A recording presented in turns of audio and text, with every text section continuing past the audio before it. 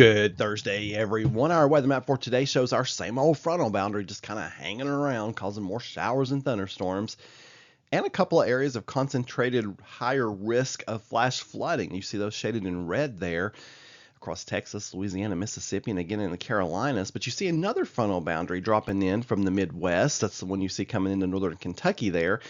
We'll be watching that gradually slide southward today, and that will kick off more showers and thunderstorms for our area. Farther to the west, you see a little bit more unsettled weather across the west, and that's just your typical summertime pop-up shower and thunderstorm activity. I will say as we get into early next week, we're going to see a big dome of hot, high pressure build into the southern plains, especially Texas and Oklahoma. And usually around the edges of those highs, we'll see complexes of showers and thunderstorms that will rotate around that. And those could impact our area as we get into early next week. Those can pack a punch if they get their act together just right. So that's just something I'll be keeping an eye on as we get into next week. Looking at our 5-day forecast, brought to us by Clearview Closet and Blind. Rain and storms likely for our Thursday once again. Highs in the upper 70s. A lower rain chance leads to warmer temperatures for Friday and Saturday as we get into the low 80s, and rain chances drop to 50-50.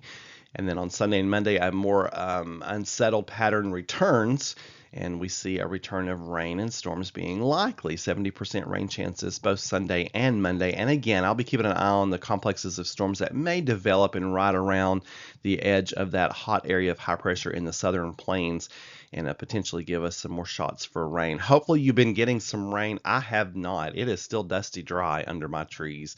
I'm always happy if I get to 0.2 of an inch. So yeah, I haven't gotten hardly anything. So hopefully more of you all have gotten more than what I have, and hopefully I'll get some before this is all over with.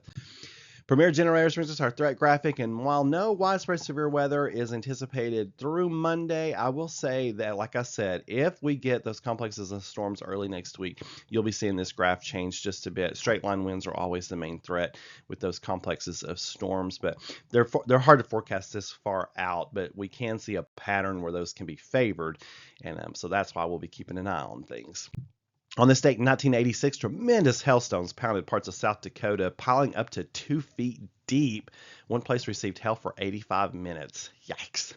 1976, NASA's Viking 1 spacecraft was circling Mars looking for landing sites for Viking 2 when it spotted a shadowy likeness of a human face.